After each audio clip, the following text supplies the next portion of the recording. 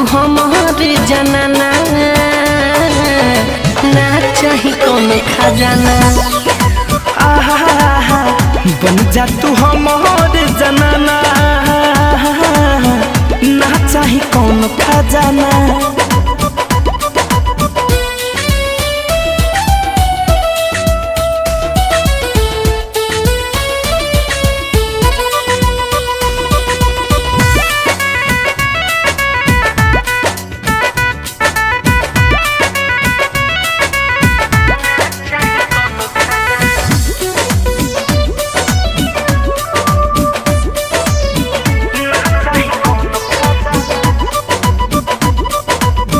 फुर्सत के पहल में बनौले हुई है राम जी, अखियन के मिले तो के देख के राम जी।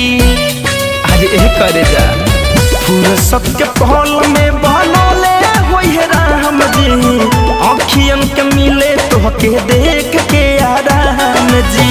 पहले नजर भैनी हम दीवाना,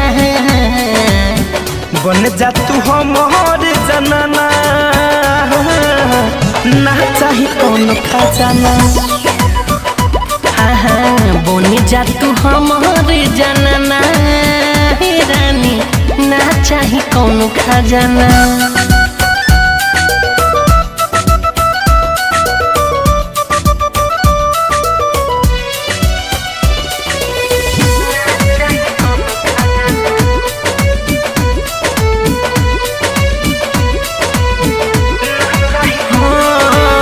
भैनी गुलाम देखी रूप के तिजोरी, सीना में दिल मैखे कैली हलू चोरी। भैनी गुलाम देखी रूप के तिजोरी, मिठू में दिल नखे कैली हलू चोरी। राहुल धनंजय कहे अफसाना, बन जा तू हमारे जनाना, ना चाही कौन खजाना। बन जा तू हमारे जनाना रानी, ना चाही कौन खजाना। देखो ही में लागतारू हीरा कोहिनूर हो, ब्यूटी के राज तोहरा बाटे का हजूर हो। उठल हर दिल में जान जहाना, बन जा तू हमारे जनाना, ना चाही कौन खजाना।